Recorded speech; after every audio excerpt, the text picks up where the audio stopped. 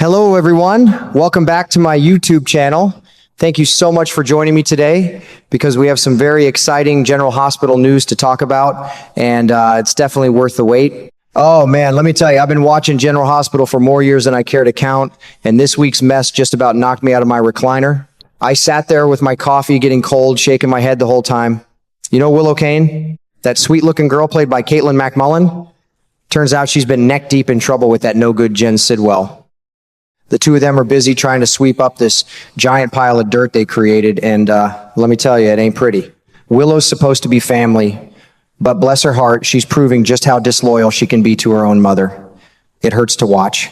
Sidwell, that cold-hearted snake, found out about Nina's little stunt with the needle. Instead of handling things like a normal person, he's got plans to keep poor Jack Brennan locked away for days, maybe even weeks. The man has zero mercy. He doesn't care about anyone but himself. I kept thinking, Lord, what kind of person does that? He's the type who'll do anything to cover his tracks, and right now he's ordering Willow around like she's his personal cleanup crew. Here's the part that really gets me. Sidwell told Willow to get rid of Brennan, but she turned around and tricked her own mama, Nina, into doing the dirty work. Can you believe that? A daughter putting her mother in that kind of danger? Nina already has enough on her plate, and now this. It just burns me up. That girl has one child who's turned out so ungrateful, and the whole Drew situation, Sidwell's the one who gave Willow those drugs that knocked Drew out and kept him foggy. They've been keeping him locked away and doped up, and when he started coming around and tried to call for help, Willow stopped him cold. Nina never gave him those weekly shots like she was supposed to, so he was finally getting some strength back. But Willow wasn't having any of that. Then there's the shooting mess. Nina meant to stab Valentine, but ended up stabbing Jack instead. Next thing you know, somebody shot Drew, off camera, of course, and they're trying to pin the whole big attack on Jack, on Nina. I'm sitting there yelling at the TV, that ain't right. Jack actually ended up doing the shooting when things went sideways. It's one tangled web after another. I swear, these storylines keep me coming back every day. You think you know these characters, then they flip everything upside down. My heart goes out to Nina. She's made mistakes, sure, but she doesn't deserve a daughter like Willow turning on her. And Sidwell, well, karma's got a way of catching up with folks like him. I can't wait to see how this all shakes out. You folks watching too? Grab your sweet tea and settle in, because it's going to be a wild ride. Oh man, let me tell you, this week on General Hospital really had my heart pounding.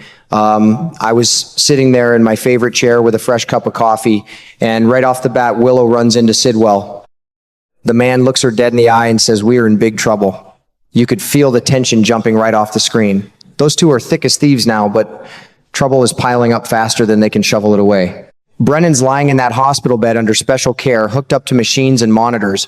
If Willow was still working as a nurse on that floor, it would have been simple as Sunday morning for her. She could have just kept doing what she's been doing with Drew, slipping the wrong medicine right into his IV line instead of what the doctor ordered. No fresh needle marks, no evidence left behind. The drugs go straight into the bloodstream, nice and quiet. Nobody would have been the wiser. But she's not on staff anymore, and that's got both of them sweating. I sat there thinking, Lord have mercy. What are these two going to do now? Sidwell's not the kind of man who leaves loose ends, and Willow's already gone too far to turn back. They know time's running out. Brennan could wake up or start talking any day, and that would blow their whole scheme wide open.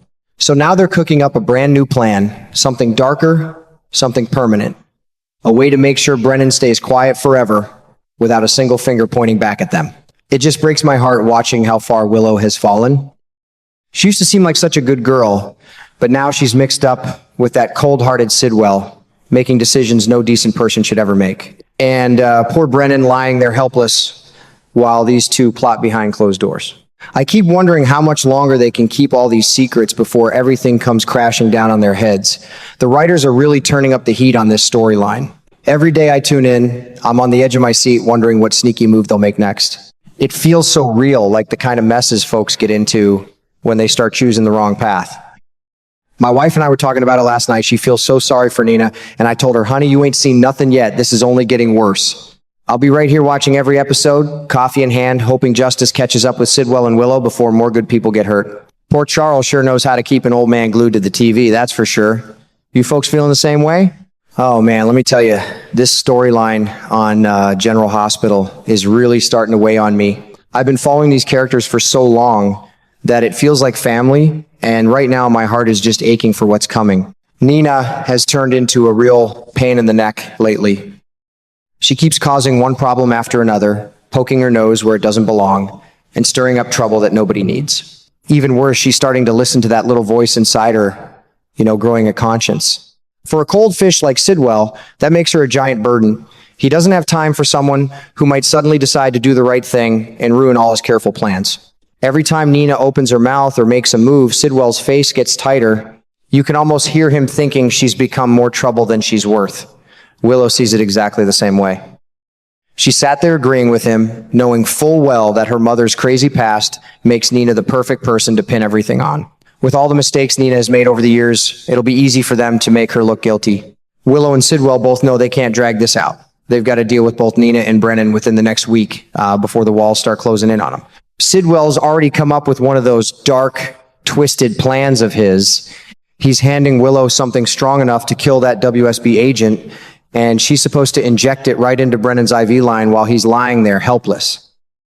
But that's not the end of it. There's one more sneaky step to make sure the blame lands somewhere else. Willow's going to sweetly ask her mama, Nina, to bring a special get-well-soon gift to Brennan's room, something nice to wish him a fast recovery from his paralysis. It'll look completely innocent, like a caring visit from a concerned friend. While Nina's in there doing her part, Willow will slip in quietly, do the dirty work with the poison, and plant just enough evidence in the room so someone else gets blamed for it.